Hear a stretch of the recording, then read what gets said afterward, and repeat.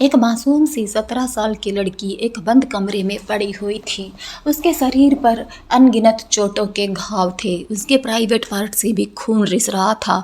उसके private part में बहुत सी चीज़ें फंसा दी गई थी। उसके चारों तरफ कीड़े मकोड़े रेंग रहे थे। उसकी हालत इतनी ख़राब थी कि वो अपने मौत मांग रही थी भगवान से, लेकिन उसकी किस्मत इतनी ख़राब थी कि उसे मौत भी नहीं मिल रही थी।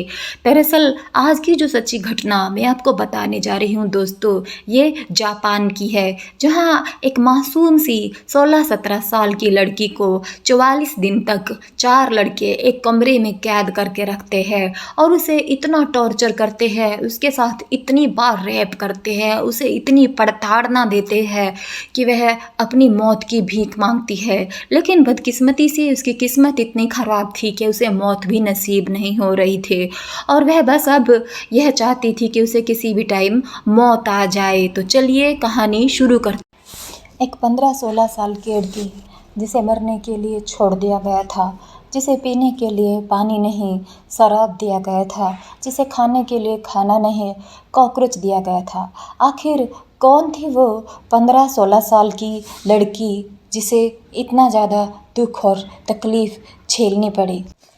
ज़्यादा हैवानियत से भरी जो आज की कहानी है, वह 15 साल की एक लड़की की ज़िंदगी की है। कुछ लड़के 44 दिन तक उस लड़की की ज़िंदगी को नरक बनाकर रखते हैं और उसे फिर बाद में मरने के लिए छोड़ देते हैं और उसे पीने के लिए पानी तक नहीं देते।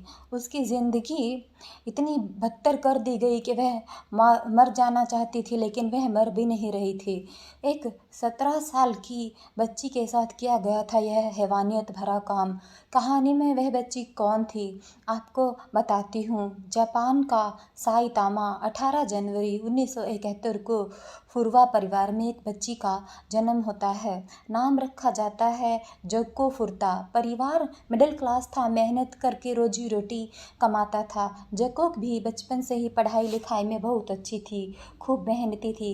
परिवार जो जोको को जो दोस्त थे, उसके सभी लोग जोको से खूब प्यार करते थे।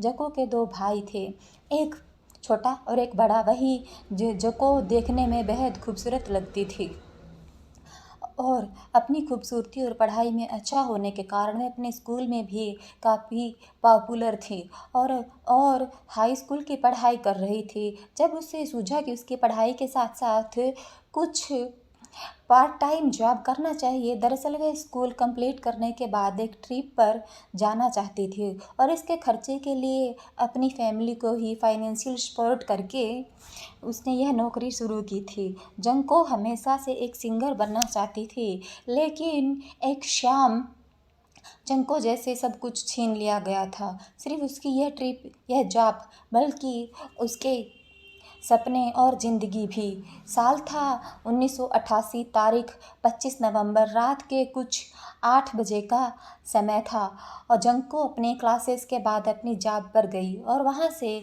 घर लौट रही थी। वो कहते हैं ना, सेफ शहर था, लेकिन हाल फिलहाल में शहर के अंदर क्राइम रेट बढ़ रहे थे।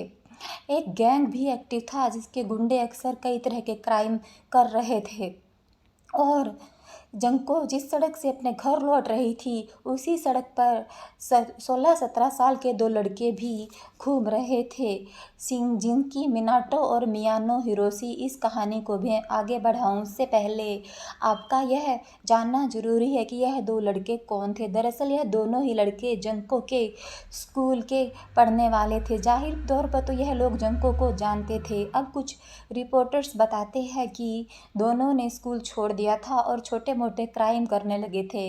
मियानो तो अपने ग्रुप का रिंग लीडर हुआ करता था। बचपन से ही उसका बिहेवियर बहुत वायलेंट था। वह स्कूल में अपने साथी बच्चों से लड़ता था, कभी स्कूल में तोड़ फोड़ करता था। घर वालों से साथ उसका बर्ताव बहुत हिंसक था। अपने इसी बिहेवियर के कारण मियानो एक मियानो एक जापानी गैंग के साथ जुड़ गया था। इस गैंग का नाम याकुजा याकुजा वक्त की बहुत खतरनाक गैंग मानी जाती थी। इस गैंग के गुंडे न सिर्फ तमाम बल्कि कई शहरों में अपना आतंक फैला रहे थे। जैसे ही मियानो ने यह गैंग ज्वाइन की, वो इस गैंग के लिए क्राइम करने लगा, इसके लिए काम करने लगा। कुछ ही समय में मियानो बलात्कार जैसे सेक्स क्राइम भी करने लगा।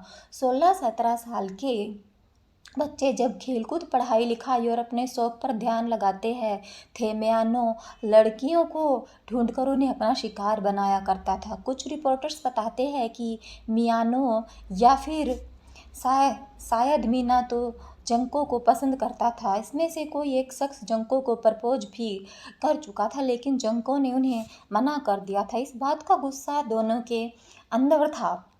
हालांकि कुछ लोग, रिपोर्टर्स यह भी लिखते हैं कि ऐसा कुछ नहीं था, यानी प्यार और पसंद किए जाने वाला कोई एंगल नहीं था, और जंको को अकेला देखकर बस यूं ही इन दोनों ने उसे अपनी हवस का शिकार बनाने के सोचा था।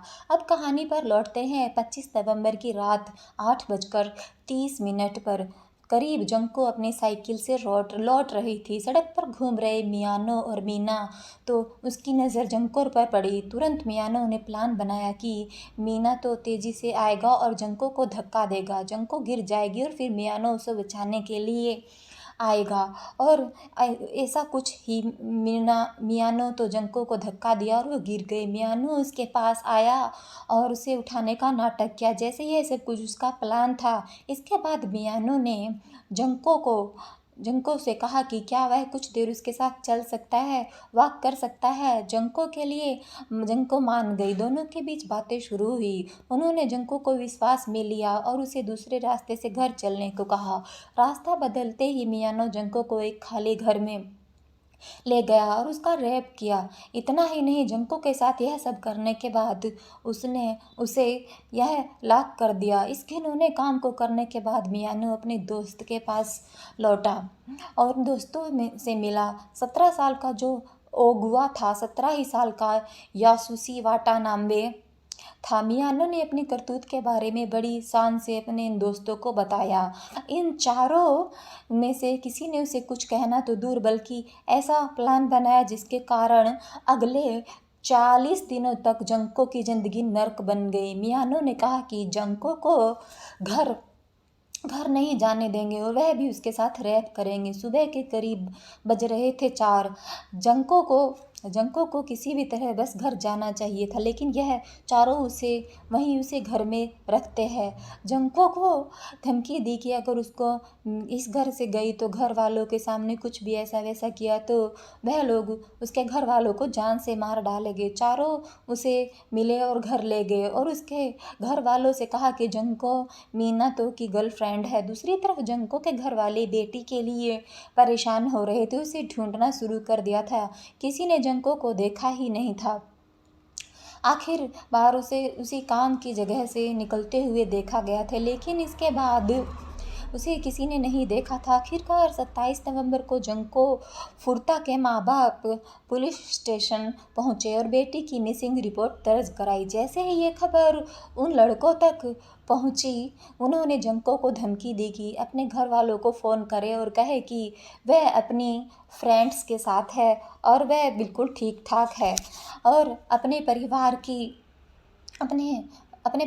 परिवार की जान के लिए डरी हुई जंको ने वैसा ही किया और एक नहीं 2 बार 3 बार घर वालों को फ़ोन किया। उसने कहा कि वह खतरे में नहीं है, बिल्कुल सेफ है। घर वालों को मजबूरन यह मानना पड़ा। इसके बाद जंको के साथ रैप का सिलसिला शुरू हुआ। ये चारों लड़कों तो उसके साथ घिनौनी हरकत करते ही थे, बल्कि कुछ दिन बाद तो इन लड़कों ने बाकी लोगों को भी बुलाना शुरू कर दिया था। जल्द ही इन दोनों ने घर वालों को जान गए थे घर क्यों नहीं आ रहे, लेकिन यह भी जानते थे कि अगर कुछ भी कहेंगे यह उस लड़की को बचाने की कोशिश करेंगे तो मियानो उन्हें जान से मार डालेगा। तो अपनी जान बचाने के लिए उन्होंने कभी किसी से कुछ नहीं कहा। अगर आप सब अब तक इस कहानी को सुनते आए हैं तो मैं कहूँगी कि आगे तभी सुने जब आपका दिल मजबूत हो। यह कुछ सुनने के लिए, क्योंकि जंको की ज़िंदगी अब नर्क बनने वाली थी। तारीख आई 30 नवंबर। अब ये चारों लड़के ना सिर्फ जंको का रेप कर रहे थे बल्कि उसे टॉर्चर करने लगे थे। जंको जैसे उसके लिए एक खिलौना बन गई थी। कभी उसे बगैर कपड़ों के घंटों तक नाचने के लिए कहते तो कभी बगैर कपड़ों या कपड़ों में उसे बालकनी या छत पर सोने के लिए कहते।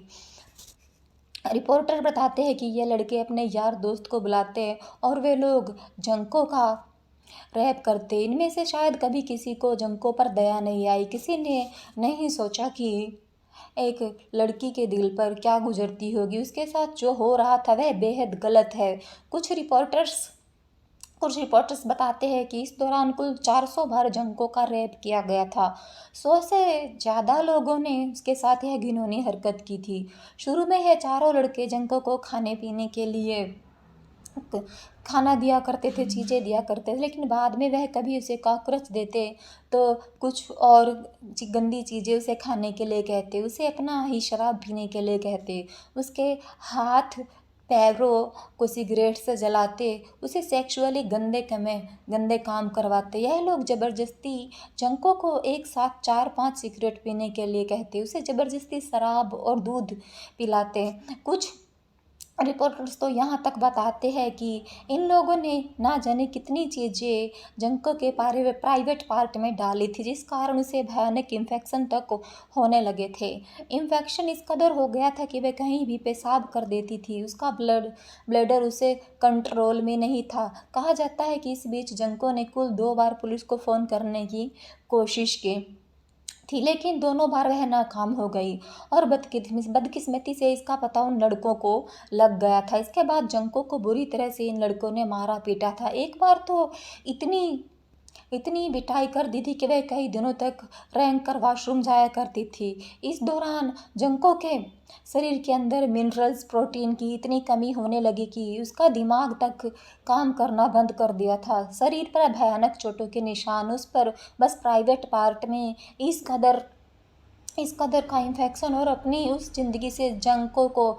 इतना दुख हो रहा था कि अक्सर उन लड़कों को कहती थी कि उसे मार ही दे, जान से मार दे, ताकि एक ही बार उसका सारा दर्द ख़त्म हो जाए और वह लड़के भी शांत हो जाए। लेकिन 17 साल की इस मासूम सी ज़िंदगी इतनी इतनी भी अच्छी नहीं थी कि इसे दयालु और उसे दया आए। भगवान भी उसकी नहीं सुन रहा था, उस पर कोई दया नहीं कर रहा था। लड़कों ने उसे भीख मांग रही थी वह लड़कों से अपनी मौत की, लेकिन फ़िलहाल वह उसे मौत भी नहीं दे रहे थे। जंको का शरीर अब सड़ने लगा था, उसे अपने शरीर से बदबू आने लगी थी। उसके साथ इतनी बदसलूकी हुई थी कि वह ना तो चल पाती थी ना ही बोल पाती थी।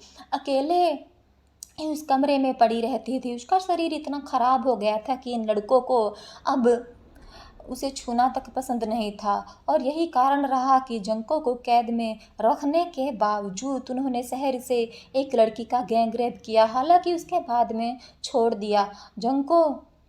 जंको अपनी ज़िंदगी से किसी भी तरह की उम्मीद छोड़ चुकी थी। वह सिर्फ मौत का इंतज़ार कर रही थी। एक दिन वक्त ने बेहद खूबसूरत रंग रंग लिया। जंको को अब सिर्फ हड्डियों का ढांचा रह गई थी और शायद शीशे में खुद को वह पहचान नहीं पाती थी। जंको हर पल अपने परिवार को याद करती और वह उस पल को कोस रही थी जब उस रात वह मियानो से मिली थी। लेकिन 1.5 महीने का यह टॉर्चर एक दिन बढ़ा और एक दिन हमेशा के लिए ख़त्म भी हो गया। तारीख थी 4 जनवरी, नया साल शुरू हो रहा था और यह साल शायद जंको पर दया ही करने आया था, लेकिन अपने तरीके से तो 4 जनवरी की शाम मियानो किसी मासूम सी ज़िंदगी, उसके शरीर के साथ खिलवाड़ करने वाले इन दरिंदों को सज़ा के नाम पर बहुत ही कम जेल में वक्त बिताना पड़ा था, क्योंकि इन सब की उम्र 18 साल से कम थी। यानी यह चारों जुवेनाइट थे, इसलिए शुरुआत में तो इनकी पहचान तक छिपाई गई। लेकिन इस केस के बारे में जानने के बाद एक मैगज़ीन ने इन चारों की पहचान खुलेआम बताई थी। मैगज़ीन की तरफ से कहा गया था कि इन दरिंदों के नाम लोगों को पता होने चाहिए, क्योंकि इनका अपराध इनकी उम्र से कई गुना बड़ा है। हिरोशी मियानो को 10 साल की सज़ा हुई थी और बाकी 3 आरोपियों को 8 साल तक की सज़ा मिली थी। यह सज़ा बहुत ही कम थी और लेकिन उस वक्त कानून ही नहीं था। जंको फुरता का परिवार इससे बहुत निराश हुआ, पूरा जापान इससे निराश हुआ, लेकिन इसके आगे कोई कुछ नहीं कर सकता था। इस केस के सामने आने के बाद और आरोपियों को सज़ा मिलने के कुछ टाइम के बाद एक और हैरान करने वाली घटना घटी। दरअसल जंको के आरोपों में से एक, जो अगुआ की माँ, एक बार जंको फुरता की कब्र को तोड़ने की, उसे नुकसान पहुंचाने की कोशिश की थी। अगुआ की माँ का मानना था कि जंको के कारण उसके बेटे की ज़िंदगी बर्बाद हो गई। ऐसा जबकि दूसरी बार हुआ तो जंको की लाश को कहीं और दफनाना पड़ा। आज उसकी कब्र कहाँ है यह बहुत ही कम लोग जानते हैं। जंको को चारों अपराधियों भी आज जिंदा है। अपनी सज़ा पूरी करने के बाद यह चारों अपना नाम बदलकर जापान में कहीं और रहते हैं। इन दो लोगों को तो एक बार फिर किसी क्राइम के कारण सलाखों के पीछे पहुंचना पड़ा था। जंको फुरता के साथ जो कुछ हुआ उसे विश्वास कर पाना बहुत मुश्किल है, लेकिन इतिहास में हैवानियत की यह सबसे बड़ी घटना है। जंको की कहानी मैंने कई केस कवर किए, क्राइम केस पढ़े हैं, लेकिन जितनी बर्बरता, जितनी हैवानियत जंको के साथ की गई थी, शायद ही क्राइम के हिस्ट्री में आज तक किसी लड़की के साथ इतना घिनौना काम किया गया हो। दोस्तों, आज की ये घटना सुनाने का हमारा उद्देश्य किसी को दुख पहुंचाना नहीं है, किसी को तकलीफ़ देना नहीं है, बल्कि आप लोगों को जागरूक करना है, आप लोगों को बताना है कि चाहे समय कोई सा भी रहा हो, चाहे आज से 50 साल पहले आप जाओ या 20 साल पहले जाओ, लड़कियों के साथ क्राइम होते ही रहे हैं। बेशक हम 21वीं सदी से भी आगे निकलने वाले हैं, लेकिन अभी सन 2024 में भी लड़कियों के साथ बहुत से क्राइम हो रहे हैं। जैसा कि अभी आपने कुछ टाइम पहले कलकत्ता केस को तो सुना ही होगा। उस केस में भी किस तरह से ट्रेनी डॉक्टर के साथ बर्बरता की गई थी और उसके बाद डॉक्टर की निर्मम हत्या कर दी गई थी। दोस्तों, अगर कहानी पसंद आई हो तो प्लीज़ लाइक कीजिएगा और शेयर कीजिएगा। जय हिंद, जय भारत।